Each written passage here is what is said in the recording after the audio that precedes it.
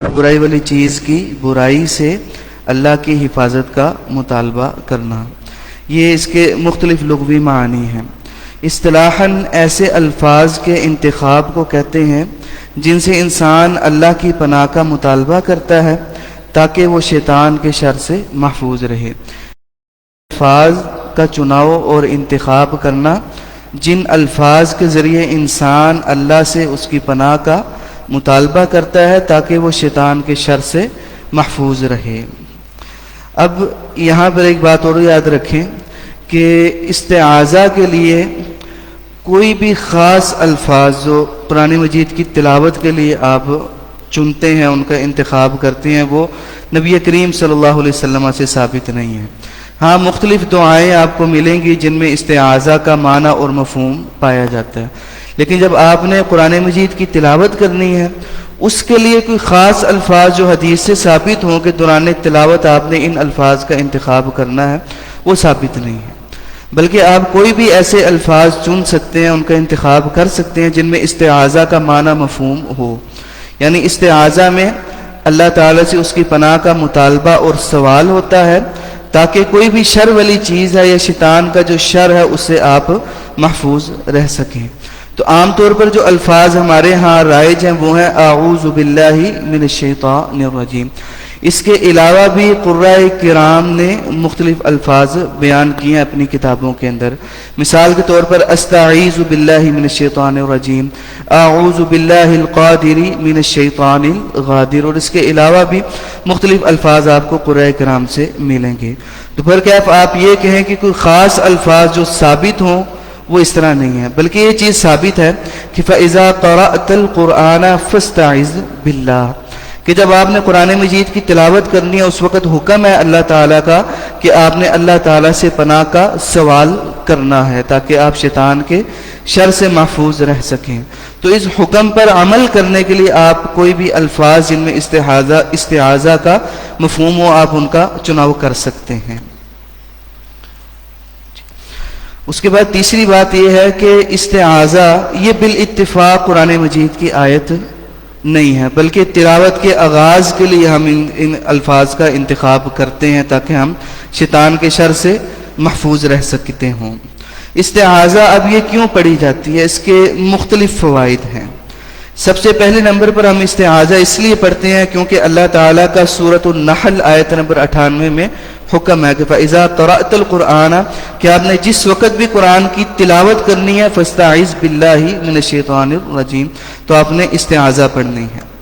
دوسرے نمبر پر استعاذہ ہم اس لیے پڑھتے ہیں کیونکہ انسان کے منہ کی جو باطنی طہارت ہے اس کو حاصل کرنا ہوتا ہے۔ آپ نے قرآن کی تلاوت کرنی ہے، دن رات کوئی نہ کوئی زبان سے جھوٹ نکل جاتا ہے، کوئی نہ کوئی غلط بات ہم کر لیتے ہیں، تو قرآن ایک مقدس کتاب ہے، تو اس کے لیے ضروری ہے کہ آپ اپنی زبان کو پاک کریں، پاکیزہ کریں۔ تو باطنی جو طہارت ہے اس کو حاصل کرنے کے لیے ہم استعاذہ پڑھتے ہیں۔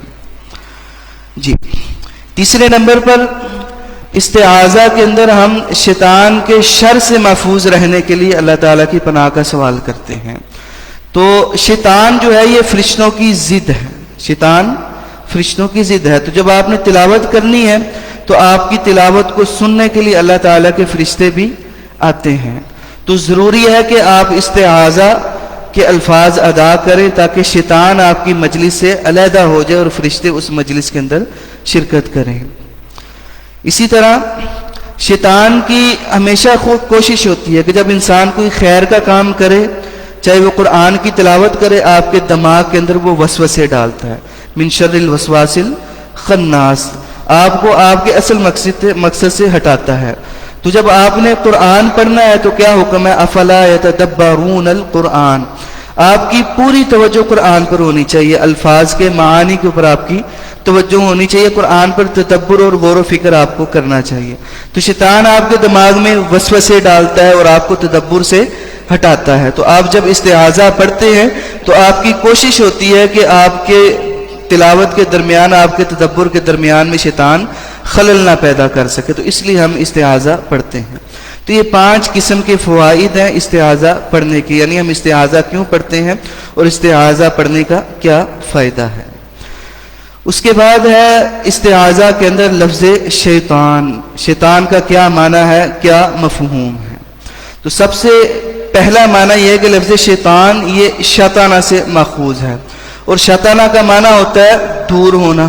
شیطان کو اللہ تعالیٰ نے اپنے سے دور کر دیا. شیطان اللہ تعالیٰ سے دور ہے، اللہ کی رحمت سے دور ہے، اس لیے اس کو شیطان کہا جاتا ہے. اسی طرح شیطان جو ہے یہ شاطین اسم فاعل سے بھی ہے، اور شاطین کہتے ہیں شریر کو. شیطان ابلیس اس کے اندر شر ہے، تو اس لیے اس کو شیطان کہا جاتا ہے، کیونکہ یہ کوئی نہ کوئی شرارت کرتا رہتا ہے، سکھاتا رہتا ہے، تو اس لیے شیطان کو شیطان کہا جاتا ہے. اسی طرح لفظ شیطان یہ شاطن سے بھی ماخوذ ہے، اور شاطن کا معنی ہوتا ہے آگ، کیونکہ اللہ تعالیٰ نے ابلیس کو آگ سے پیدا کیا ہے، تو اس لیے پھر یہ شاطن سے ماخوذ ہے.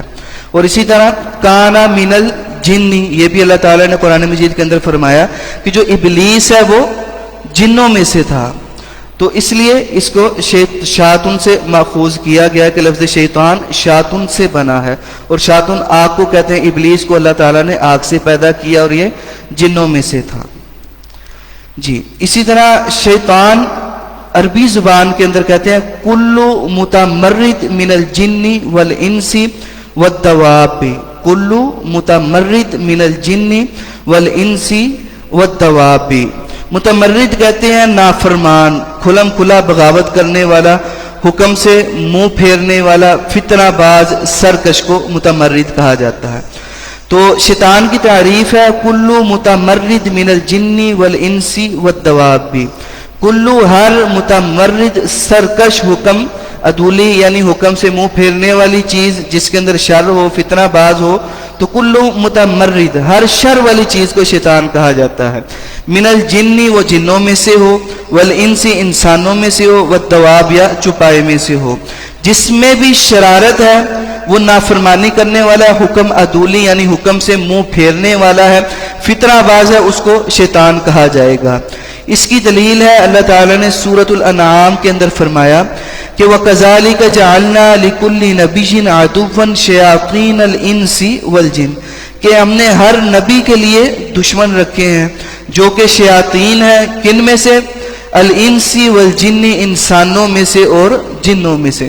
یعنی انسان ہو، جن کے اندر شر پایا جاتا ہے اور وہ فتنہ پھیلانے والے ہیں، ان کو شیطان کہا جائے گا. تو ہر سرکش چیز، کلو متمرد ہر سرکش چیز کو شیطان کہا جاتا ہے.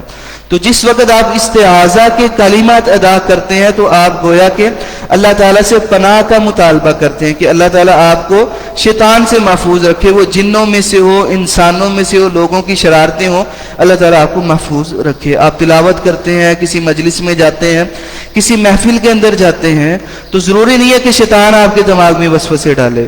بسا اوقات مجلس کے اندر بھی لوگ شرارت کرنے والے ہوتے ہیں جن کو آپ شیطان سے تعبیر کر سکتے ہیں. تو ضروری ہے کہ آپ استعاذہ ان کے کلمات کا انتخاب کریں.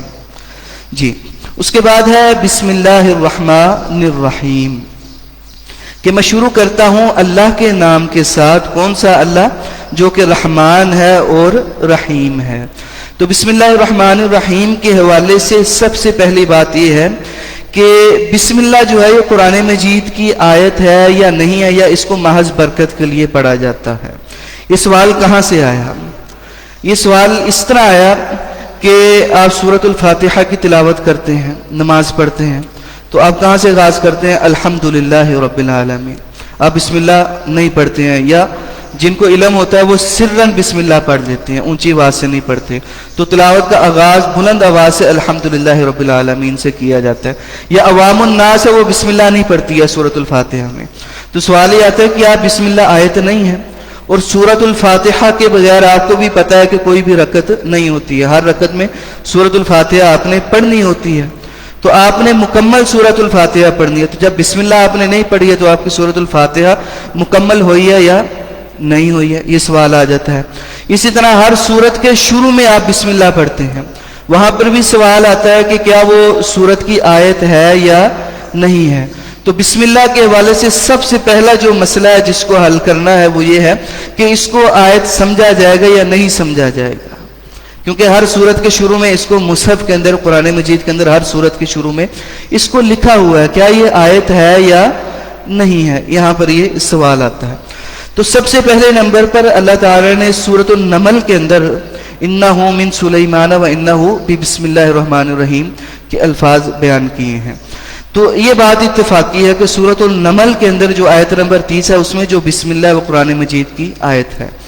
اس کے بعد اگلا مسئلہ آ جاتا ہے کہ اب دیگر جو قرآن مجید کی صورتیں ہیں ان کے یہ آیت ہے یا نہیں ہے. سورۃ الفاتحہ ہوگی اور اس کے علاوہ قرآن مجید کی دیگر صورتیں ہیں ان کے شروع میں یہ آیت ہے یا نہیں ہے. تو یہاں پر مختلف علماء کرام کی آپ کو آراء ملیں گی. ایک موقف آپ کو یہ ملے گا کہ بسم اللہ الرحمن الرحیم ایک مستقل آیت ہے, قرآن مجید کی ایک مستقل آیت ہے, لیکن اس کو پڑھنا کہاں پر ہے؟ ہر سورت کے شروع میں آپ نے اس کو پڑھنا ہے. یہ قرآن مجید کی ایک مستقل آیت ہے. کوئی بھی سورت آپ پڑھیں گے تو اس کے شروع میں آپ نے بسم اللہ کو پڑھنا ہے. یہاں پر اگلا سوال آتا ہے پھر اس کو ہم نے آیت شمار کرنا ہے یا نہیں کرنا ہے. یعنی قرآن مجید کی ٹوٹل صورتیں کتنی ہیں؟ 114 ہیں. تو یہ 114 آیات اس کو شمار کیا جائے گا یا صرف ایک ہی آیت سمجھا جائے گا؟ یہاں پر شمار کا اختلاف آ جاتا ہے, کیونکہ عام طور پر سوال ہوتا ہے نا کہ قرآن مجید کی ٹوٹل کتنی آیات ہیں. تو اس وقت جب آپ قرآن مجید کی آیات کا شمار کریں گے تو بسم اللہ کو ایک مرتبہ شامل کریں گے یا 114 مرتبہ شامل کریں گے؟ ٹھیک.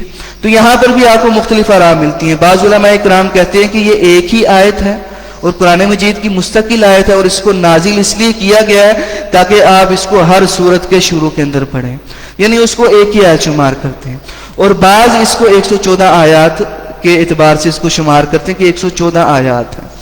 یہاں پر اب جو فتنہ پھیلانے والے لوگ ہیں, مثال کے طور پر اہل تشیع ہیں, وہ سوال کر لیتے ہیں.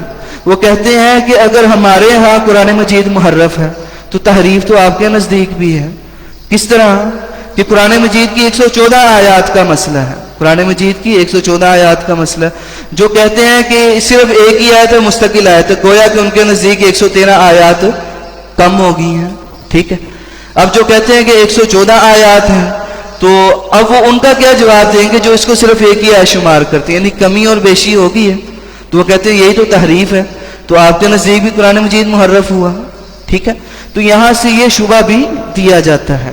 تو یہاں پر ایک بات یاد رکھیں, آپ نے جب قرآن مجید کی تلاوت کرنی ہے نا, سورۃ الفاتحہ پڑھیں, سورۃ البقرہ پڑھیں, سورہ اخلاص پڑھیں یا آخری 3 کل پڑھیں, آپ جب عملاً قرآن مجید کی تلاوت کریں گے آپ قرآن مجید کے اندر کمی نہیں کریں گے, آپ نے بسم اللہ لازماً پڑھنی ہے.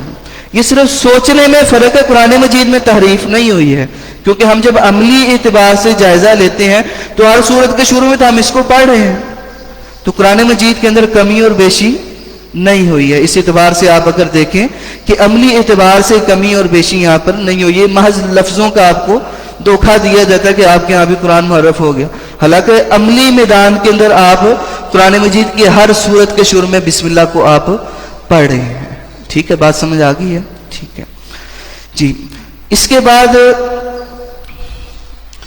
جو آپ کہہ لیں کہ راجح موقف ہے نا بسم اللہ کے حوالے سے, وہ یہ ہے کہ جو مصحف عثمانی ہے اس پر ہمارا کس بات پر اجماع ہے جو صحابہ کرام نے کیا تھا؟ وہ اس بات پر اجماع تھا کہ جو ان 2 گتوں کے درمیان جو کچھ بھی ہے وہ کیا ہے؟ وہ کلام اللہ ہے. جو ان 2 گتوں کے درمیان چیز ہے وہ کلام اللہ ہے. اب صحابہ کرام نے ہر سورت کے شروع میں بسم اللہ کو لکھا ہے, اس کا کیا مطلب ہوا کہ بسم اللہ جو ہے وہ ہر سورت کی آیت ہے. اب آپ اس کو مستقل ایک آیت کی حیثیت دیں یا آپ اس کو 114 مرتبہ شمار کر لیں, وہ آپ کا مسئلہ ہے. قرآن کیا ہے؟ 2 گتوں کے درمیان قرآن محفوظ ہو گیا ہے, اس میں کوئی کمی اور بیشی نہیں کی جا سکتی ہے. ٹھیک ہے. اب اگلا سوال ہے کہ بسم اللہ الرحمن الرحیم کا محل, اصل جگہ کیا ہے, یعنی بسم اللہ کو کہاں پڑھنا چاہیے؟ استعاذہ ہے, اس کا محل کیا ہے؟ استعاذہ کا محل ہے آغاز تلاوت. آغاز تلاوت, آپ تلاوت کا آغاز کئی دفعہ سورت کے شروع سے بھی کر دیتے ہیں, سورت کے درمیان سے بھی کر دیتے ہیں, دوسری تیسری آیت سے بھی تلاوت کا آغاز کر دیتے ہیں. تو آغاز تلاوت یہ استعاذہ کا محل ہے. بسم اللہ کا محل 2 طرح کا ہے, ایک آغاز سورت ہے, یعنی جب بھی آپ کسی بھی سورت کا آغاز کریں گے ضروری ہے آپ نے بسم اللہ پڑھنی ہے, کیونکہ وہ مصحف کا حصہ ہے, مصحف کے اندر موجود ہے, آپ اس کو چھوڑ نہیں سکتے ہیں. ہاں مسئلہ سورۃ الفاتحہ کا رہ جاتا ہے, مسئلہ سورۃ الفاتحہ کا آ جاتا ہے کہ آپ نے بسم اللہ کو جہرن پڑھنا ہے یا سرن پڑھنا ہے، کیونکہ جو عالم ہے، اس امام ہے، اس کو پتہ ہے کہ نبی صلی اللہ علیہ وسلم کا جو طریقہ کار تھا، آپ نے جہری جو قرات کی تھی وہ الحمدللہ سے شروع کی تھی، لیکن بسم اللہ جو ہے وہ بھی سورۃ الفاتحہ کا حصہ، تو اس کو سرن پڑھنا ہے۔ تو جب آپ سری کوئی چیز پڑھتے ہیں اور جہرن جو ہے الحمدللہ سے شروع کرتے ہیں، عوام کو غلط فہمی ہو جاتی ہے۔ تو بہرکیف سورۃ الفاتحہ اس کے شروع میں بھی بسم اللہ کو پڑھنا چاہیے، اور کبھی کبھار عادت بنانی چاہیے کہ آپ جہرن بھی سورۃ الفاتحہ میں بسم اللہ کو آپ پڑھا کریں، تاکہ عوام کو اس چیز کا علم ہو کہ بسم اللہ بھی اس کا حصہ ہے، کیونکہ جب عوام کو نہیں پتا، وہ الحمدللہ سے سورۃ الفاتحہ کا آغاز سمجھ رہے ہیں تو وہ ایک آیت کی اندر وہ کمی کر رہے ہیں، تو اس چیز کا علم ہونا چاہیے۔ اس سے اگر آپ بسم اللہ نہیں پڑھتے ہیں تو مطلب یہ ہے کہ آپ نے سورۃ الفاتحہ کو مکمل نہیں پڑھا ہے۔ تو بلکہ بسم اللہ جو ہے اس کو پڑھنا ضروری ہے، اور اس کا محل جو ہے وہ ایک تو آغاز صورت ہے، کوئی بھی صورت ہے آپ نے اس کا آغاز کرنا ہے تو آپ نے بسم اللہ کو پڑھنا ہے۔ دوسرا محل درمیانے تلاوت بھی ہے، یا آپ کہہ لیں سورت کا درمیان ہے۔ بسم اللہ کا دوسرا محل کیا ہے؟ سورت کا درمیان ہے، یعنی آپ سورت کا آغاز تو نہیں کرتے ہیں، لیکن سورت کی دوسری آیت سے یا سورت کے درمیان سے آپ تلاوت کا آغاز کر رہے ہیں، کیا وہاں پر بسم اللہ کو پڑھا جائے گا یا نہیں پڑھا جائے گا؟ کیوں؟ کیونکہ بسم اللہ تو شروع کے اندر لکھی ہوئی ہے، سورت کے شروع میں بسم اللہ، آپ تلاوت درمیان سے کر رہے ہیں، تو سوال یہاں پر یہ ہے کہ آپ بسم اللہ پڑھیں گے یا نہیں پڑھیں گے، ٹھیک ہے؟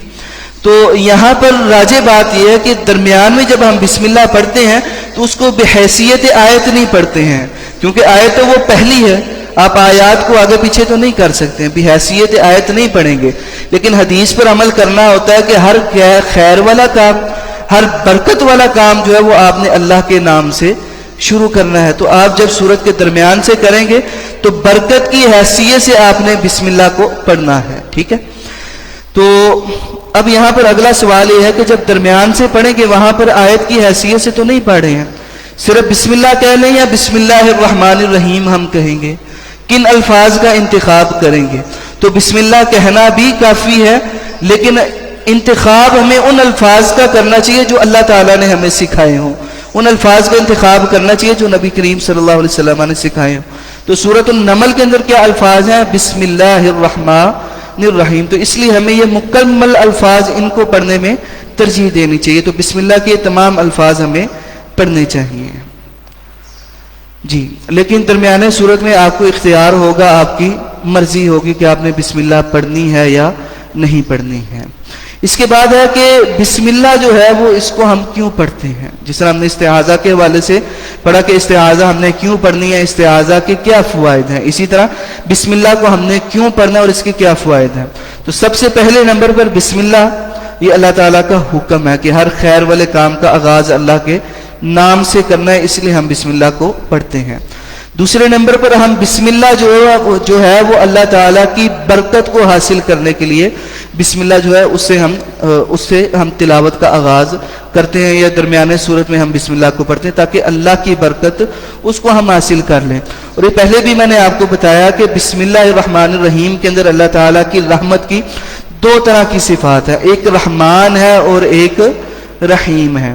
تو رحمان اور رحیم میں بعض نے یہ فرق کیا کہ رحمان کی رحمت خاص ہے ایمان والوں کے ساتھ، یعنی رحمان اس ذات کو کہتے ہیں کہ جو اپنے خاص بندوں کے ساتھ شفقت کرنے والا ہے، اور رحیم اس کی جو رحمت ہے وہ عام ہے، یعنی جو اپنے خاص بندوں کے ساتھ بھی شفقت کرتا ہے، رحمت کرتا ہے، اور جو خاص بندے نہیں ہیں ان کے اوپر بھی اس کی رحمت نازل ہوتی ہے۔ تو بسم اللہ کے اندر اللہ تعالیٰ کی دونوں رحمتوں کا ذکر ہے، اور جب رحمان اور رحیم دونوں کی رحمت آئے گی تو دونوں کی رحمت جو ہے اس کے اندر خصوصاً مومنین کا ذکر ہے، یعنی اللہ تعالیٰ کی رحمت کے جو سب سے زیادہ حقدار لوگ ہیں وہ ایمان والے ہیں۔ تو ایمان والا جب تلاوت کرے گا تو وہ اللہ تعالیٰ کی رحمت کو غیر ایمان والوں کی نسبت سب سے زیادہ وہ حاصل کرتا ہے، تو اس لیے ہم بسم اللہ الرحمن الرحیم کے الفاظ ادا کرتے ہیں۔ اسی طرح تیسرا فائدہ، جب ہم بسم اللہ کے الفاظ ادا کرتے ہیں تو یہاں سے ہم حصر کا فائدہ لیتے ہیں، یعنی ہم نے یہ جو کام شروع کرنا ہے چاہے وہ تلاوت ہو کوئی بھی کام ہو، حصر کیا ہے کہ یہ کام میرا صرف اللہ کے لیے ہے، اللہ کی ذات کے لیے اس کام کا ہم نے اس بات کیا کہ میرا یہ کام اللہ کی ذات کے ساتھ خاص ہے۔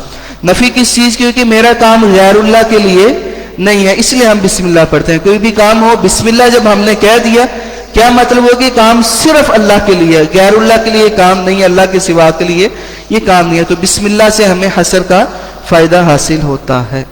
برکیف یہ کچھ ضروری اور بنیادی چیزیں تھیں اعوذ باللہ اور بسم اللہ کے حوالے سے۔ یہ جتنی بھی چیزیں آپ کے سامنے رکھی ہیں نا، یہ قرآن مجید کی تلاوت کے لیے ضروری ہے کہ آپ کے پاس ان کا علم ہو، یا کسی کو بھی آپ کل کو قرآن کا ترجمہ پڑھاتے ہیں، تفسیر کرواتے ہیں، تو بنیادی چیزوں کا علم ہونا چاہیے۔ یہ ابتدائی تعارف ہے، ٹھیک ہے۔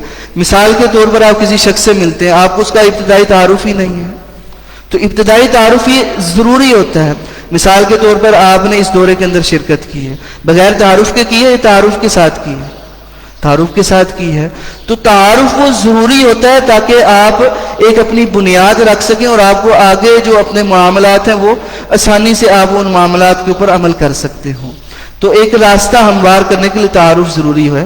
تو اس لیے ضروری ہے کہ جب بھی آپ قرآن کا ترجمہ پڑھیں پڑھائیں، ہر شخص کو یہ جو ابتدائی چیزیں ان کا تعارف ضرور کروائیں۔ اب ایک شخص کو پتہ ہی نہیں ہے کہ قرآن کسے کہتے ہیں، وہ ترجمہ پڑھنے لگ گیا ہے، ٹھیک، لفظ قرآن کا کیا معنی ہے اس کو پتہ ہی نہیں ہے، تو وہ آگے سے ترجمہ پڑھا ہے۔ استعاذہ اور بسم اللہ یہ ہم کیوں پڑھتے ہیں اس کو مقصد کا ہی نہیں پتہ، لیکن وہ آگے سے ترجمہ پڑھا۔ تو یہ ابتدائی اور ضروری چیزیں ان کا تعارف لازمی تھا۔ جی بسم اللہ الرحمن الرحیم۔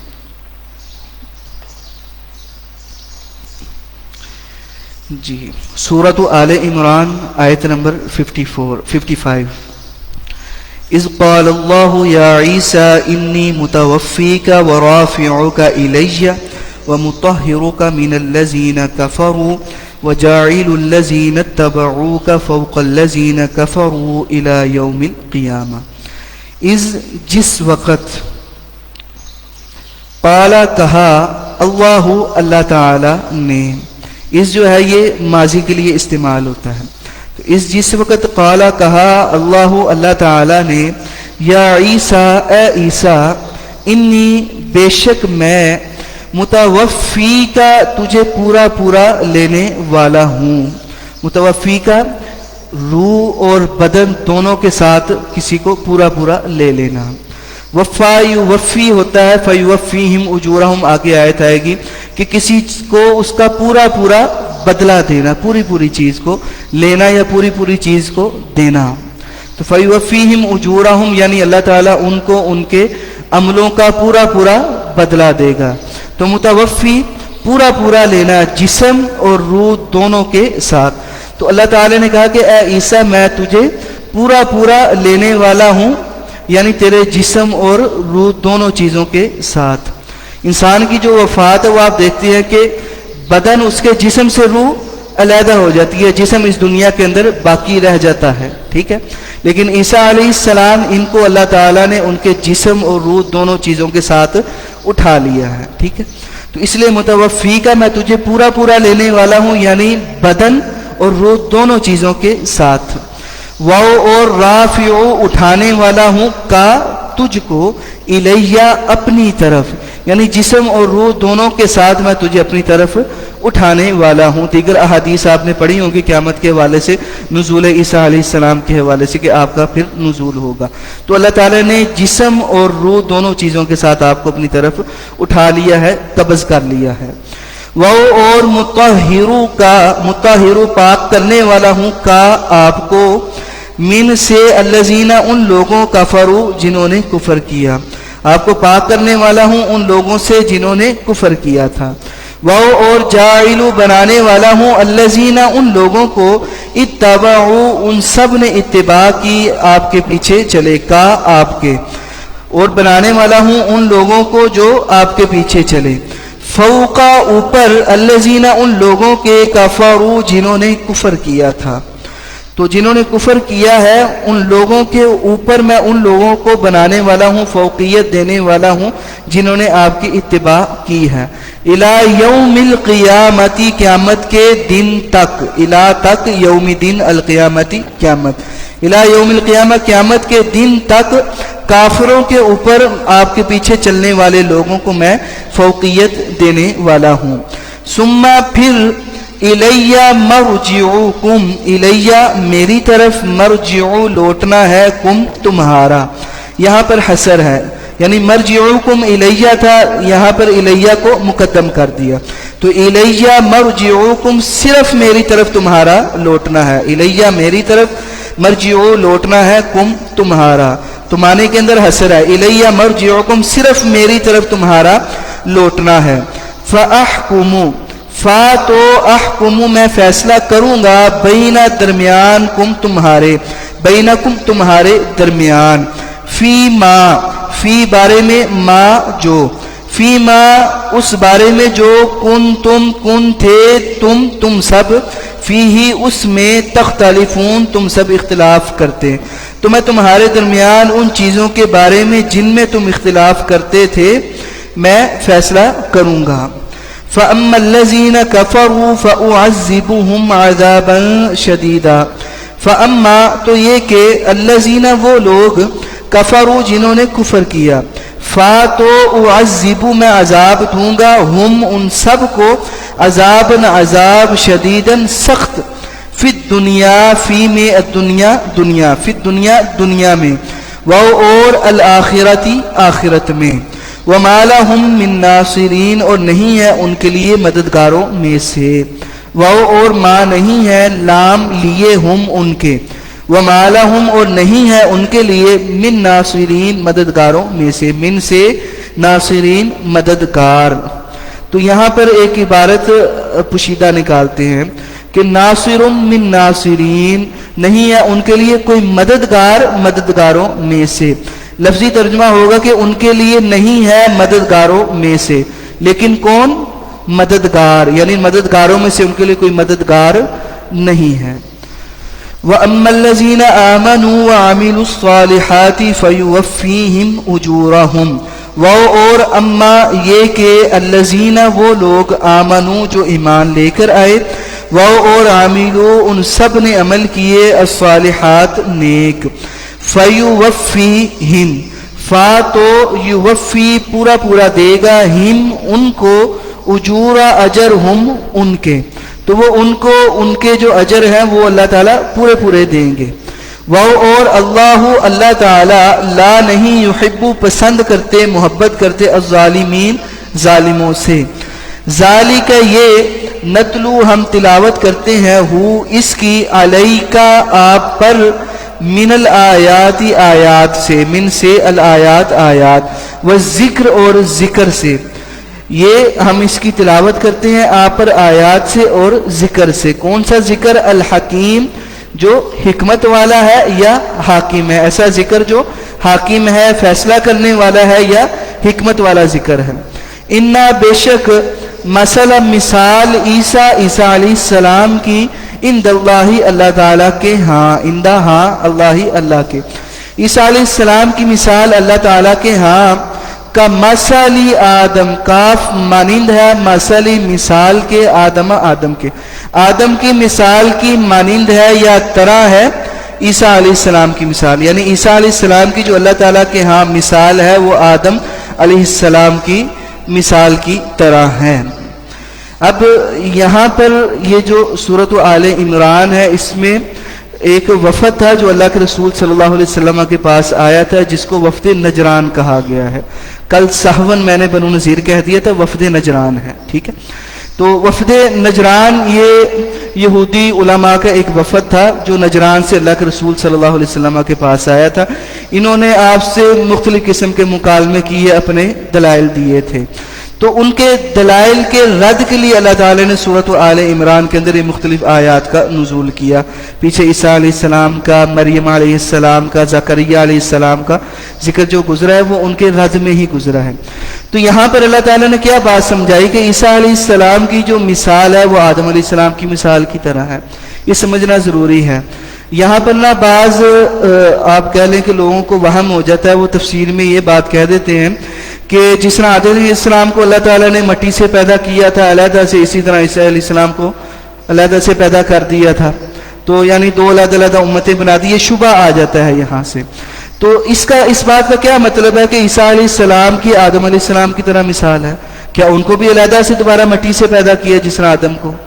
تو یہاں پر یہ بات سمجھائی کہ انا بے شک مسئلہ مثال عیسیٰ علیہ السلام کی ان اللہ اللہ تعالیٰ کے ہاں کا مثل آدم کی مثال کی طرح ہے کہ ان کا نظریہ تھا کہ اب عیسیٰ علیہ السلام کو اللہ تعالیٰ نے بغیر باپ کے پیدا کیا ہے، تو وہ کیا دعویٰ کرتے تھے کہ جو بغیر باپ کے پیدا ہوا گویا کہ وہ خدا ہے۔ تو اب آدم علیہ السلام کی مثال کی طرح عیسیٰ علیہ السلام کی مثال کس طرح بنی؟ کیونکہ یہودی عیسائی جو ہیں وہ آدم علیہ السلام کو اللہ تو نہیں کہتے ہیں۔ اب عیسیٰ علیہ السلام کی کم سے کم والدہ تو ہیں، ٹھیک ہے، والد نہیں ہیں، تو آپ جب اس کے لیے دعویٰ کرتے ہیں کہ وہ اللہ ہے تو پھر آدم علیہ السلام جس کو ماں اور ماں باپ دونوں کے بغیر پیدا کیا اس کو الہ کیوں نہیں مانتے؟ ٹھیک، یہ بات اللہ تعالیٰ نے یہاں پر سمجھائی کہ عیسیٰ علیہ السلام کی مثال بھی آدم علیہ السلام کی طرح ہے کہ جس طرح ان کو ماں باپ کے بغیر پیدا کیا تو ان کو بھی باپ کے بغیر اللہ تعالیٰ نے پیدا کر دیا۔ اگر یہ الہ ہو سکتے ہیں تو آدم الہ کیوں نہیں ہے؟ ٹھیک، تو ان کی مثال آدم علیہ السلام کی طرح ہے۔ خلقہ من تراب ثم قال له کن فیکون، خلقہ پیدا کیا ہو ان کو یعنی آدم علیہ السلام کو من تراب مٹی سے، ثم پھر قالا کہا لہو ان کے لیے کن ہو جا فیکون تو وہ ہو گئے تھے۔ تو اسی طرح عیسیٰ علیہ السلام کا معاملہ اللہ تعالیٰ نے کہا کن تو مریم علیہ السلام کے بطن سے اللہ تعالیٰ نے ان کی ولادت کر دی۔ الحق من ربک فلا تکن من الممترین، الحق حق من ربک آپ کی رب کی طرف سے ہے، فلا تکن تو آپ نہ ہو من سے الممترین شک کرنے والوں میں سے، یعنی حق جو ہے وہ اللہ کے پاس ہے، اللہ کی طرف سے، تو آپ لوگ شک کرنے والوں میں سے نہ ہوں۔ فمن پس جو حاجہ جھگڑا کرے گا آپ سے فی ہی اس بارے میں، من بعد سے ما جب جا آ گیا کا آپ کے پاس من العلم علم میں سے، یعنی علم آنے کے بعد جو شخص آپ سے اس معاملے میں جھگڑا کرے، فقل تو آپ ان سے کہہ دیں تعالو تم سب آ جاؤ، ندعو ہم بلاتے ہیں ابناء بیٹوں کو نہ ہمارے، وہ اور ابناء بیٹوں کو کم تمہارے، وہ اور نساء عورتوں کو نہ ہماری، وہ اور نساء عورتوں کو کم تمہاری، یعنی اگر وہ اس کے بعد بھی علم آنے کے بعد بھی آج سے جھگڑا کریں تو ان سے کہہ دو کہ تم سب بھی آ جاؤ، ہم بھی اپنے بیٹوں کو اور عورتوں کو بلاتے ہیں، تم بھی اپنے بیٹوں اور عورتوں کو بلا لو، وَأَنفُسَنَا اور اپنے نفسوں کو، وَأَنفُسَكُمْ اور تمہارے نفسوں کو، یعنی سب میدان میں آ جاؤ، ثم پھر نبتہل ہم مباہلہ کریں گے، فنجعل تو ہم ڈالیں گے لعنت اللہ تعالیٰ کی علی الکاذبین جھوٹوں پر۔ نبتہل ایک اس کا معنی ہے مباہلہ کرنا، دوسرے نمبر پر نبتہل کا جو لغوی معنی ہے وہ ہے ایک دوسرے پر لعنت کرنا، یعنی اکٹھے ہو جانا اور ایک دوسرے پہ لعنت بھیجنا کہ جو جھوٹا ہے اس پر اللہ تعالیٰ کی لعنت ہو۔ تو راجح بات اس میں یہی ہے کہ یہ مباہلہ نہیں ہوا تھا، وفد نجران جو ہے وہ اس سے ڈر گئے تھے اور وہ مباہلے سے ڈر کر چلے گئے تھے۔ جی انا بے شک ہاذا یہ لہوا البتہ وہ القصص قصہ ہے، الحق سچا، بے شک یہ وہ قصہ ہے جو سچا ہے۔ وما من الہ الا اللہ، وہ اور ما نہیں ہے من الہ معبودوں میں سے، الا صرف اللہ تعالیٰ، یعنی اللہ کے سوا کوئی الہ نہیں ہے، حسر۔ وہ اور انا بے شک اللہ تعالیٰ لہوا البتہ وہ العزیز سب پر غالب ہے، الحکیم کمال حکمت والا ہے یا سب پر حاکم ہے۔ فَإِن تو اگر تولو وہ سب پھر جائیں، تو انا بے شک اللہ تعالیٰ علیم خوب جاننے والا ہے، یہ سب سارا علم رکھنے والا ہے، بالمفسدین فساد کرنے والوں کے بارے میں، با متعلق یا بارے کہ فساد کرنے والوں کے متعلق اللہ علم رکھتے ہیں۔ قل کہہ دیجئے یا اے اہل الکتاب کتاب، قل کہہ دیجئے یا اہل الکتاب اے اہل کتاب، تعالو تم سب آ جاؤ الی طرف کلمۃ کلمے کے، کون سا کلمہ، سوائن برابر ہے، بینا درمیان نہ ہمارے، وہ کلمہ جو ہمارے درمیان برابر ہے، وہ اور بینا درمیان کم تمہارے، یعنی ہمارے اور تمہارے درمیان وہ کلمہ برابر ہے، وہ کیا ہے، اللہ یہ کہ نہ نعبد ہم سب عبادت کریں گے، اللہ صرف یا مگر اللہ اللہ تعالیٰ کی، یعنی ہم اللہ کے سوا کسی کی عبادت نہیں کریں گے، تو اسی بات پر آ جاؤ۔ وہ اور لا نہیں نشرکا ہم شریک کریں گے بھی اس کے ساتھ شیئن کچھ بھی، جی ولا نشرک بھی شیئا، تو شیئن یہ نکیرہ ہے اور اس سے قبل جو سیاق ہے وہ نفی والا ہے کہ لا نشرکا ہم شرک نہیں کریں گے، تو شیئن کے اندر عموم آ جائے گا کہ کسی بھی قسم کا اللہ تعالیٰ کے ساتھ ہم شرک نہیں کریں گے۔ شرک میں ریاکاری بھی آ جاتی ہے اور اس کے علاوہ بھی مختلف صورتیں ہیں، تو بظاہر وہ چھوٹا شرک ہو، بڑا شرک ہو، کسی بھی قسم کا شرک ہو تو وہ ہم نہیں کریں گے۔ وہ اور لا نہ یہ تاخیزہ بنائے گا بعضو بعض نہ ہمارا بعضن بعض کو، یعنی ہمارا بعض کو نہیں بنائے گا اربابن معبود رب من دون اللہ اللہ تعالیٰ کے علاوہ سے۔ فَإِن تو اگر تولوا وہ سب پھر جائیں فقولوا تو تم سب کہو اشہدوا کہ تم سب گواہ رہو بأننا بے شک ہم سب مسلمون مسلمان ہیں، مطیع اور فرما بردار ہیں، تابع ہیں۔ یا اہل الکتابی اے اہل کتاب لما کیوں تحاجون تم سب جھگڑا کرتے ہو فی ابراہیم ابراہیم کے بارے میں، فی بارے میں ابراہیم ابراہیم کے، وہ اور ما جو انزلت نازل کیا گیا التورات تورات کی صورت میں والانجیل اور انجیل کی صورت میں، الا مگر من بعدہ، ہاں وما اور نہیں، یہاں پر ما کا جو نہیں ترجمہ ہے کیونکہ اس کے بعد الا ہے، وہ اور ما نہیں انزلت نازل کیا گیا التورات تورات کو والانجیل اور انجیل کو، الا مگر من بعدہ اس کے بعد سے، یعنی یہودی اور عیسائی جو ہیں وہ ابراہیم علیہ السلام کے متعلق کہتے تھے کہ وہ یہودی ہیں یا عیسائی ہیں، تو اللہ تعالیٰ نے ان کا رد کیا کہ تورات اور انجیل جن کی بنیاد پر تم یہودی اور عیسائی ہو وہ تو ابراہیم علیہ السلام کے بعد میں نازل ہوئی ہیں، تو ابراہیم علیہ السلام کے متعلق تمہارا دعویٰ درست نہیں ہے کہ وہ یہودی تھے یا عیسائی تھے، تو تم کیوں ابراہیم علیہ السلام کے متعلق جھگڑا کرتے ہو؟ جی یہاں پر لفظ لما جو ہے نا، لما یعنی تم کیوں جھگڑا کرتے ہو، تو اس کے اندر دو طرح کا مفہوم پایا جاتا ہے۔ ایک انکار کا مفہوم ہے، یعنی جو تم جھگڑا کرے وہ کیوں کرے، تمہارا جھگڑا درست نہیں ہے، تو لما کے اندر انکار کا مفہوم پایا جا رہا ہے۔ اسی طرح لما جو ہے یہاں پر توبیخ کے لیے بھی آیا ہے، توبیخ کے لیے آیا ہے۔ توبیخ کا مطلب ہوتا ہے کہ کسی کو ملامت کرنا، آر دلانا، غیرت دلانا، کہ لما تم کیوں جھگڑا کر رہے ہو، یعنی تمہارا جھگڑا جو ہے ایک تو وہ درست نہیں ہے، لما میں انکار آ گیا، دوسرے نمبر پر ان کو ملامت بھی لما کے ذریعے کیا جا رہا ہے اور غیرت بھی دلائی جا رہی ہے کہ ابراہیم علیہ السلام کے بعد تورات انجیل آئی ہیں تو تمہیں پھر بھی شرم نہیں آتی ہے، تم پھر بھی اس معاملے کے اندر جھگڑا کر رہے ہو۔ تو لما جو ہے ایک تو انکار کے معنی کے لیے اور ایک توبیخ کے لیے یہاں پر لایا گیا ہے۔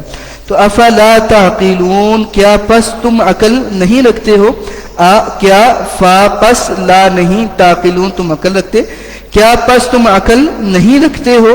ہا انتم ہؤلاء حاججتم، ہا انتم ہؤلاء، ہا یہاں پر تنبیہ کے لیے آئی ہے، یعنی خبردار، خبردار انتم تم سب، یعنی تم سب خبردار ہو جاؤ، ہؤلاء کا معنی بھی سب ہے، تو یعنی تم سب کے سب خبردار ہو جاؤ، انتم میں بھی سب کا معنی ہے اور ہؤلاء میں بھی سب کا معنی ہے، یعنی خبردار، تم سب کے سب خبردار ہو جاؤ۔ حاجج تم نے جھگڑا کیا، فیما اس بارے میں جو لکم تمہارے لیے بھی اس کے متعلق علم تھا، یعنی تم نے اس چیز میں بھی جھگڑا کیا جس کا تمہیں علم تھا، تو فالیما تو تم کیوں تو حاجونا جھگڑا کرتے ہو فیما اس چیز کے بارے میں لیسا نہیں ہے لکم تمہارے لیے بھی اس کے متعلق علم کوئی بھی علم، یعنی تم سب کے سب خبردار ہو جاؤ، تم نے تو ان چیزوں میں بھی جھگڑا کیا جس کا تمہیں علم تھا، تو اب جس چیز کا تمہیں علم نہیں ہے تم اس میں کس طرح جھگڑا کر رہے ہو، ٹھیک ہے۔ تو یہاں پر بھی فالیما آ گیا، لما کے اندر توبیخ آ گئی، یعنی ان کو آر دلائی ہے، غیرت دلائی ہے، ملامت ان کو کیا ہے کہ علم میں بھی تم جھگڑا کر رہے ہو، جس کا علم ہے اس میں بھی تمہارا اختلاف ہے، تو جس چیز کا تمہیں علم نہیں ہے تو تم اس میں کس طرح جھگڑا کر سکتے ہو۔ یعنی تمہارا جھگڑا درست نہیں ہے. لیما میں ایک انکار آ گیا کہ تمہارا جھگڑا درست نہیں ہے. دوسرے نمبر پر فالیما کے اندر توبیخ آ گئی کہ ان کو آر اور غیرت دلائی اور ان کو ملامت بھی کیا لیما کے ذریعے. واللہ اور اللہ تعالی یعلم وہ جانتے ہیں علم رکھتے ہیں. اور انتم تم سب لا تعلمون علم نہیں رکھتے ہو. تو یہاں پر واو کا دوسرا ترجمہ حالانکہ بھی کر سکتے ہیں کہ حالانکہ جو علم ہے وہ اللہ کے پاس ہے, اللہ علم رکھتے ہیں, اور حالانکہ تم سب علم نہیں رکھتے ہو. ما كان ابراہیم یہودیا ولا نصرانیا ولکن كان حنیفا مسلما. ما نہیں کانا ہے یا تھے ابراہیم علیہ السلام یہودین یہودی, وہ اور لانا نصرانین نصرانی عیسائی, وہ اور لیکن لیکن کانا تھے حنیفاً یک طرفہ مسلمن مسلمان, نہ وہ یہودی تھے نہ وہ عیسائی تھے لیکن وہ یک طرفہ اور مسلمان تھے.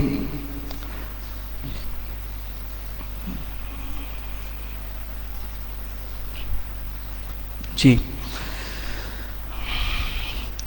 اب یہاں پر لاکن کا اللہ تعالیٰ نے استعمال کیا کہ ما کان ابراہیم یہودیا ولا نصرانیا ولکن کان حنیفا مسلما, کہ ابراہیم علیہ السلام نہ یہودی تھے اور نہ عیسائی تھے لیکن وہ یک طرفہ اور مسلمان تھے. لفظ لاکن یہ کس مقصد کے لیے آتا ہے؟ تو اس کو عربی لغت میں جو اس کی دلالت ہے وہ استدراک کی دلالت ہے کہ لاکن جو ہے یہ استدراک کے لیے آتا ہے.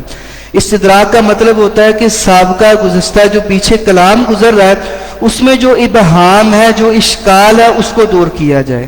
لیکن یہ استدراک کے لیے یعنی سابقہ کلام میں جو ابہام ہے جو آپ کو شبہ ڈالا گیا اس کو دور کیا جائے گا. تو یہاں پر کس چیز کا شبہ تھا کہ ابراہیم علیہ السلام یہودی ہیں, کس چیز کا شبہ تھا کہ ابراہیم علیہ السلام عیسائی ہیں. تو اللہ تعالیٰ نے لفظ لاکن کا اس کے بعد استعمال کیا کہ جو سابقہ شبہ ہے اس کو ختم کیا جائے کہ وہ یہودی عیسائی نہیں ہے, ان کے شبے کا انکار کیا اور ثابت کیا کہ وہ یک طرفہ اور مسلمان تھے. وہ اور ما نہیں کانا تھے من المشرکین شرک کرنے والوں میں سے. انا بے شک اول الناسی لوگوں میں سب سے زیادہ حقدار, اولا زیادہ حقدار, الناس لوگوں میں سے. تو یہ اولا جو ہے یہ اسم تفضیل کا ہے, یعنی ابراہیم علیہ السلام کے سب سے زیادہ حقدار کون لوگ ہیں. تو انا بے شک اولا زیادہ حقدار الناسی لوگوں میں سے بھی ابراہیم علیہ السلام کے للذین البتہ وہ لوگ ہیں اتبعوہ ان سب نے اتباع کی ان کی, اتبعو اتباع کی ہو ان کی, وہذا اور یہ النبی نبی جو ہیں یہ زیادہ حقدار, یعنی ابراہیم علیہ السلام کے لوگوں میں سے سب سے زیادہ حقدار وہ لوگ ہیں جو ابراہیم علیہ السلام کی اتباع میں ان کے پیچھے چلے تھے, اور یہ جو نبی ہیں وہ زیادہ حقدار ہیں. وہ اور الذین وہ لوگ آمنو جو ایمان لے کر آئے ہیں. تو للذینہ میں جو الذینہ پر لام لگایا گیا یہ توکید کے لیے ہے, کلام کے اندر تاکید اور پختگی کو پیدا کرنے کے لیے کہ سب سے زیادہ حقدار وہی ہیں جنہوں نے آپ کی اتباع کی, آپ کی بات کو مانا, اور یہ نبی اور ایمان والے لوگ. واللہ اور اللہ تعالی ولی دوست ہیں یا مددگار ہیں المؤمنین ایمان والوں کے. تو آپ کا دوست وہی ہوتا ہے جو آپ کا مددگار ہوتا ہے, جو آپ کا ساتھ چھوڑ جائے وہ آپ کا دوست نہیں ہوتا ہے. تو ولی کے دونوں ترجمے ہیں, ایک دوست اور ایک مددگار. دوست کے اندر بھی مددگار کا معنی پایا جاتا ہے کہ آپ کا دوست حقیقی وہی ہوتا ہے جو آپ کا مددگار ہوتا ہے, جو مشکل میں آپ کے کام نہیں آتا وہ آپ کا دوست بھی نہیں ہے. تو ولی دوست اور مددگار. تو ودت طائفۃ من اہل الکتاب لو یضلونکم, ودت خواہش رکھی, طائفۃ ایک گروہ نے, من اہل الکتاب اہل کتاب میں سے. من کا ترجمہ سے ہے اور من کی دلالت یہاں پر بعض کے لیے آتی ہے, یعنی اہل کتاب میں سے بعض نے خواہش رکھی تھی. من سے یعنی اہل کتاب میں سے بعض لوگ انہوں نے یہ خواہش رکھی. تو ودت طائفۃ من اہل الکتاب اہل کتاب میں سے ایک گروہ نے خواہش رکھی. تو بعض کا جو ترجمہ ہے وہ من سے ہم نکالیں گے کہ اہل کتاب میں سے بعض نے خواہش رکھی. لو کاش یضلون وہ سب گمراہ کرتے ہیں, کم آپ سب کو, وما یضلون الا انفسهم وما یشعرون وہ اور ما نہیں یضلون وہ گمراہ کرتے الا مگر یا صرف انفسہم اپنے نفسوں کو اپنی جانوں کو وہ اور ما نہیں یشعرون وہ شعور رکھتے. تو الا سے یہاں پر حصر آ گئے یعنی گمراہی جو ہے وہ ان کے ساتھ خاص ہے, وہ خود ہی گمراہ لوگ ہیں. اس چیز کا اس بات ہو گیا کہ گمراہ وہ خود ہیں. انکار کس چیز کا ہے کہ وہ اپنے علاوہ کسی اور کو گمراہ نہیں کر سکتے جو کیونکہ وہ بذات خود ہی گمراہ ہیں. یا اہل الکتابی اے اہل کتاب لما کیوں تکفرون تم کفر کرتے ہو انکار کرتے ہو یا کفر کرتے ہو بآیات اللہ اللہ تعالیٰ کی آیات کے ساتھ ساتھ آیات اللہ تعالیٰ یعنی تم اللہ تعالیٰ کی آیات کے ساتھ کفر کیوں کرتے ہو. وہ حالانکہ انتم تم سب تشہدون گواہ بھی ہو, گواہ ہونے کے باوجود تم اللہ تعالیٰ کی نشانیوں کا آیات کا انکار کیوں کرتے ہو. تو لفظ لما یہاں پر اللہ تعالیٰ نے استعمال کیا اور لما کے اندر دو طرح کا مفہوم تھا, انکار کا اور توبیخ کا, کہ تمہارا جو اللہ تعالیٰ کی آیات کے ساتھ کفر کرنا ہے وہ درست نہیں ہے. اور یہاں پر غیرت بھی دلائی کہ تم گواہ بھی ہو اس چیز کے اور پھر بھی تم انکار کرتے ہو. یا اہل الکتاب لما تلبسون الحق بالباطل وتکتمون الحق وانتم تعلمون. یا اہل الکتاب اے اہل کتاب لما کیوں تلبسون تم خلط ملط کرتے ہو ملاتے ہو الحق حق کو بالباطل باطل کے ساتھ, وہ اور تکتمون تم چھپاتے ہو الحق حق کو, وہ حالانکہ انتم تم سب تعلمون علم رکھتے ہو جانتے ہو. ایک تو تم حق کو باطل کے ساتھ ملا دیتے ہو اور اس کے بعد پھر جو حق ہوتا ہے اس کو بھی تم چھپا لیتے ہو, پیچھے کیا رہ گیا باطل رہ گیا. تو تم حق کو چھپاتے ہو اور حق کو باطل کے ساتھ ملا لیتے ہو حالانکہ تمہیں علم بھی ہے. تو یہاں پر بھی اللہ تعالیٰ نے لفظ لما کا استعمال کیا کہ ایک تو انکار کیا کہ ان کا رویہ درست نہیں ہے اور دوسرے نمبر پر ان کو ملامت بھی کی اور ان کو آر اور غیرت بھی دلائی لما کے ذریعے. وقالت اور کہا طائفۃ ایک گروہ نے من اہل الکتاب اہل کتاب میں سے. تو یہاں پر بھی من جو ہے وہ بعض کے لیے ہے یعنی اہل کتاب میں سے بعض نے کہا کہ آمینو تم سب ایمان لے آؤ بالذی باسات الذی اس کے بالذی اس کے ساتھ انزل نازل کی گئی علی اوپر الذین ان لوگوں کے آمنو جو ایمان لے کر آئے تھے وجہ النہاری دن کے شروع میں. ویسے وجہ چہرے کو کہتے ہیں تو انسان کا جو جسم ہے وہ شروع کہاں سے ہوتا ہے چہرے سے ہوتا ہے. تو وجہ النہار دن کے شروع سے یعنی اول النہار. تو ایمان لیا اس کے ساتھ جو ان لوگوں پر نازل کی گئی دن کے شروع میں. وکفروا اور تم سب انکار کر دو آخرہ اس کے آخر میں یعنی تم سب دن کے شروع میں ایمان لے آؤ جب دن ختم ہونے لگے تم انکار کر دو یعنی منافقانہ رویہ. لعلہم تاکہ وہ سب یرجعون وہ سب لوٹ جائیں.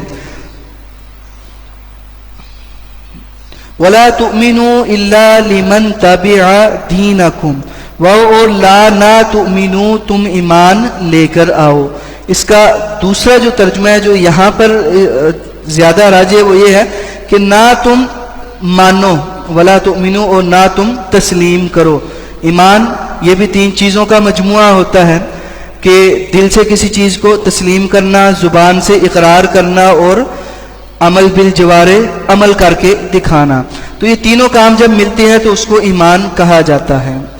تو انہوں نے کہا کہ تم ایمان جو ہے وہ نہ لے کر آؤ الا مگر لمن اس شخص پر جو تابعہ پیچھے چلا دینکم تمہارے مذہب کے. یعنی یہ یہودی آپس میں ایک دوسرے کو نصیحت کر رہے ہیں کہ جو تمہارے دین والا بندہ ہے نا تم نے صرف اس کی بات کو مانا, اس پر ایمان لے کر آنا دل سے بھی زبان سے بھی عمل کے ذریعے بھی.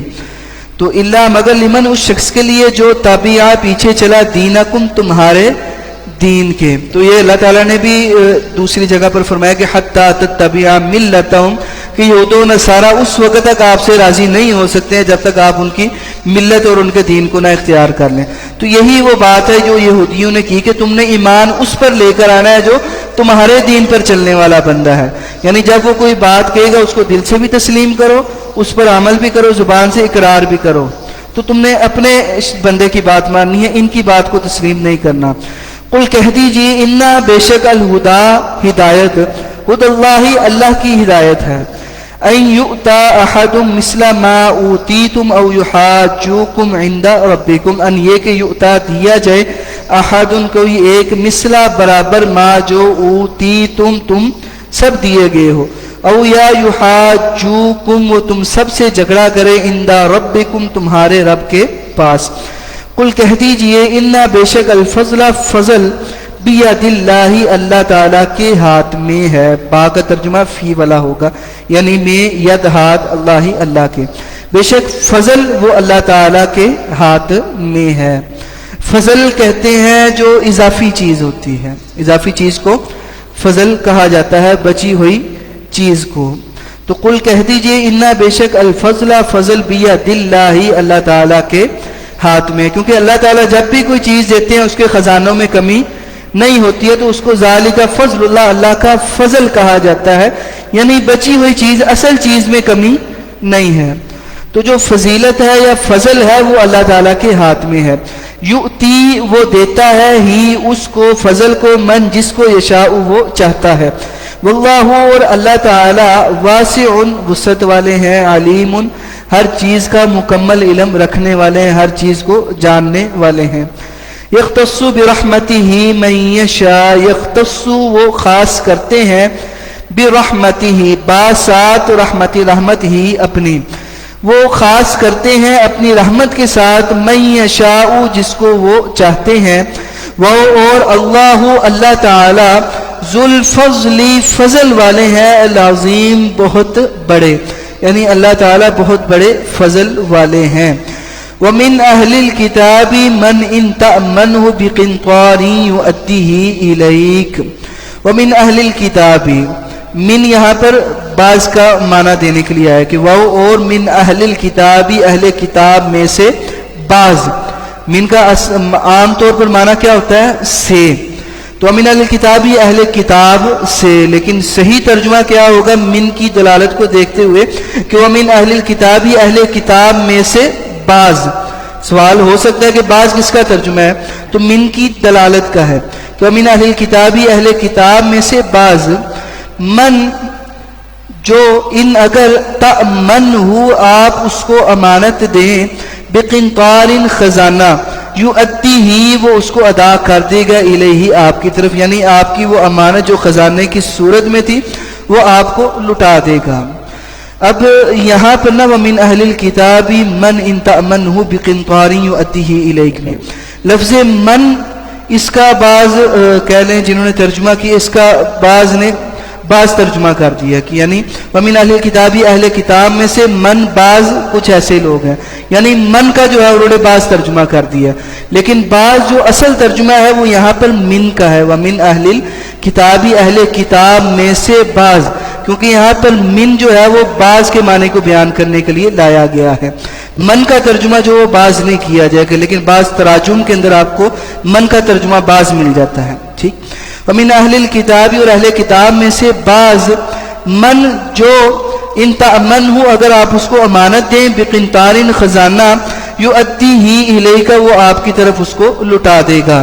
ومنہم من ان تأمنہ بدینار لا یؤدیہ الیک، وہ اور منہم ان میں سے بعض، من جو ان اگر تأمنہ آپ اس کو امانت دیں گے، بدینار دینار کی، لا نہیں یؤدیہ وہ اس کو لٹائے گا الیک آپ کی طرف، الا مگر ما جب تک دمتا آپ رہیں گے، علیہ اس پر قائما کھڑے، یعنی اہل کتاب میں بھی دو طرح کے آپ کو لوگ ملیں گے، بعض ایماندار ہوں گے آپ ان کو امانت دیں گے وہ خیانت نہیں کریں گے، اور بعض آپ ان کو امانت دیں گے وہ آپ کی امانت آپ کو نہیں لٹائیں گے، الا یہ کہ آپ امانت بھی اس کو دیں اور اس کے سر پر بھی کھڑے رہیں، یعنی کہ سیریسلی آپ کو امانت اس کو نہیں دینی چاہیے، کیونکہ جب تک آپ اس کے پاس کھڑے ہیں امانت دینے کا کوئی فائدہ نہیں ہے، یعنی نہ دینے والی بات ہے جی۔ الا ما دمت علیہ قائما مگر جب تک آپ اس کے اوپر کھڑے رہیں، ذالک یہ بانہم با اس وجہ سے، انا بے شک ہم وہ سب، قالو ان سب نے کہا کہ لیسا نہیں ہے، علینا ہم پر، فی الامیین، امیین کے بارے میں، ان پڑھوں کے بارے میں، سبیل کوئی بھی راستہ۔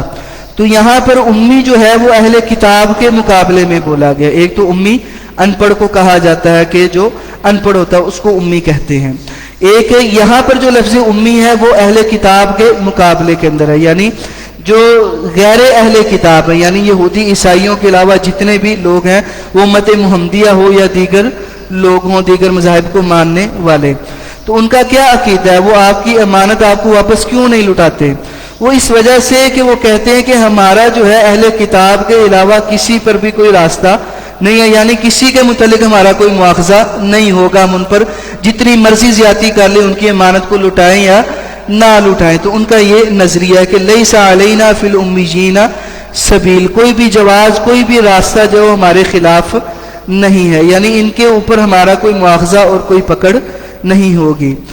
وَيَقُولُونَ عَلَى اللَّهِ الْكَذِبَ وَهُمْ يَعْلَمُونَ، وہ اور یقولون وہ سب کہتے ہیں علی اللہ اللہ تعالیٰ پر، الکذیب جھوٹ، وہ حالانکہ ہم وہ سب یعلمون جانتے ہیں، یعنی جان بوجھ کر وہ اللہ تعالیٰ پر جھوٹ بولتے ہیں۔ اسی طرح یہاں پر نا لفظ امی، اس کے حوالے سے ایک بات اور یاد رکھیں کہ لفظ امی جو ہے نا یہ نبی کریم صلی اللہ علیہ وسلم کے لیے بھی استعمال ہوا ہے۔ آپ جب عام طور پر ترجمہ کرتے ہیں آپ ان پڑھ ترجمہ کر دیتے ہیں نبی کریم صلی اللہ علیہ وسلم کے لیے۔ اب اس ترجمے کا نقصان کیا ہوتا ہے؟ بظاہر تو آپ لفظی ترجمہ کر رہے ہیں، لیکن عوام ان کی عقیدت زیادہ ہوتی ہے، اگرچہ وہ عمل نہ کریں لیکن اللہ کے رسول کے نام پر عقیدت ان کی بہت زیادہ ہے، قتل و غارت، یہ چیزیں، فساد وغیرہ، وہ کسی بھی صورت کو اختیار کر لیتے ہیں۔ تو جب آپ لفظ عوام کے اندر ترجمہ کریں گے وہ آپ کے لیے نقصان دہ ہوگا۔ آپ کیا ترجمہ کریں گے کہ ان پڑھ؟ کیا سوال ہوگا کہ آپ نے اللہ کے رسول صلی اللہ علیہ وسلم کی گستاخی کی ہے، آپ ان کو ان پڑھ کہہ رہے ہیں۔ تو آپ جب نبی کریم صلی اللہ علیہ وسلم کے ساتھ لفظ کا ترجمہ کریں تو آپ یہ ترجمہ کریں کہ انسانوں میں سے کوئی آپ کا استاد نہیں ہے، ٹھیک ہے؟ انسانوں میں سے کوئی آپ کا استاد نہیں ہے، کیونکہ امی تو وہی ہے کہ جس کا کوئی استاد نہیں ہوتا، تو انسانوں میں سے واقعتاً کوئی نبی صلی اللہ علیہ وسلم کا استاد نہیں ہے، کیونکہ انسانوں میں سب سے افضل آپ ہیں، اور جو علم نبی کریم صلی اللہ علیہ وسلم کے پاس ہے وہ علم کسی کو بھی اللہ تعالیٰ نے عطا نہیں کیا، تو اس لیے ان پڑھ ترجمہ درست نہیں ہوگا اس وقت جب لفظ امی نبی کریم صلی اللہ علیہ وسلم کے ساتھ آئے، تو اس وقت آپ ترجمہ کریں کہ انسانوں میں سے آپ کا کوئی استاد نہیں ہے، کیونکہ اللہ تعالیٰ نے نبی کریم صلی اللہ علیہ وسلم کو بذریعہ جبریل علیہ السلام علم عطا کیا ہے۔ تو لفظ کے ترجمے کا آپ نے خاص خیال کرنا ہے۔ جی بلا من اوفا بعہدہ واتقا فإن اللہ یحب المتقین، بلا کیوں نہیں، من جس نے اوفا پورا کیا، بعہدہ اپنے معاہدے کو، یا اوفا اس نے وفا کی، بعہدہ اپنے معاہدے کے ساتھ، اپنے وعدے کے ساتھ، واتقا اور تقوی اختیار کیا، فإن تو بے شک اللہ تعالی یحب پسند کرتے ہیں المتقین پرہیزگار متقین لوگوں کو۔ جی وآخر دعوانا ان الحمد للہ رب العالمین۔